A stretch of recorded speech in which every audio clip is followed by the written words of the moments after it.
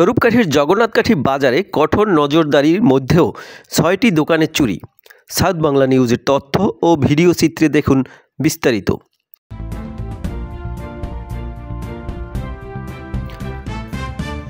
স্বরূপকাঠির জগন্নাথকাঠি বাজার কমিটির ব্যবস্থাপনায় রয়েছে সিসিটিভির ক্যামেরা এবং ৬ জন পাহারাদার থাকা সত্ত্বেও ৬টি ব্যবসা প্রতিষ্ঠানে চুরির ঘটনা ঘটেছে।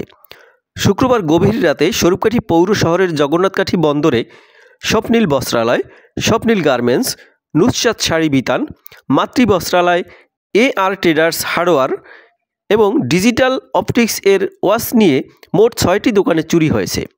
প্রাথমিকভাবে চুরির হওয়া দোকানগুলোর ক্ষতির পরিমাণ এখন পর্যন্ত নির্ধারণ করা হয়নি। তবে ব্যবসায়ীদের সাথে কথা বলে জানা গেছে নগদ ৫০,০০০ টাকা নিয়ে গেছে চোর। তবে মালামাল কী পরিমাণে নিয়ে গেছে খতিয়ে না দেখা পর্যন্ত বলা যাবে না। আমরা দোকান আটকাই গেছি, রাত্রে স্বাভাবিকভাবে আটকাই গেছি, তারপর রাত্রে চাল খুলে ভিতরে ঢুকে নিয়ে গেছে, ক্যাশ ভাঙ্গিয়া টাকা নিয়ে গেছে। কি কিনেছে? ক্যাশ টাকাই শুধু। পুলিশ বন্দরের সিসিটিভির ক্যামেরা ফুটেজ পর্যালোচনা করে জড়িত ব্যক্তিদের চিহ্নিত করার চেষ্টা করছে। খোঁজ নিয়ে জানা যায় স্বরূপকাঠির পৌর শহরে জগন্নাথকাঠি বন্দরের অতি পরিচিত স্বপ্নীল বস্ত্রালয়, নুসরাত শাড়ি হাউস, স্বপ্নীল গার্মেন্টস, মাতৃ বস্ত্রালয়, AR ট্রেডার্স হার্ডওয়্যার এবং ডিজিটাল অপটিক্স এর দোকানগুলোর প্রতিদিনের ন্যায় রাতে তালা দিয়ে চলে যায়।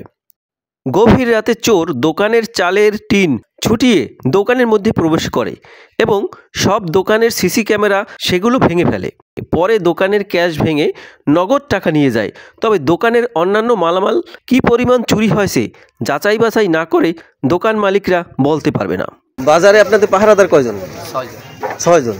এই বাজারের সমস্ত কথা সিসি ক্যামেরা আওতায়। জগন্নাথকাঠি বন্দর ব্যবসায়ী সভাপতি কাজী আনিসুজ্জামান বলেন, বন্দরে ৬টি দোকানে চুরি হয়েছে, ৬ জন পাহারাদার রয়েছে, সিসিটিভির ক্যামেরা ছিল। কিভাবে চুরি হলো বা বাজারের কোনো পাহারাদার এর সাথে জড়িত আছে কিনা তদন্ত না করে কিছু বলা যাচ্ছে না। জানতে পারি যে 3টে ঘরে টিন খুলে চোর ঢোকার পরে আমি এই কথা শোনার পরে আমি আসার পরে দেখার পরে প্রশাসনকে আমি জানানোর পরে এখন প্রশাসন কি সিদ্ধান্ত নেয় আমাদেরকে নিয়ে, এইটা হলো বিষয়। আর দ্বিতীয়ত আমরা পরবর্তী কি পদক্ষেপ নেব সেটা আপনাদেরকে আমরা জানাবো। কয়টা দোকানে চুরি হয়েছে?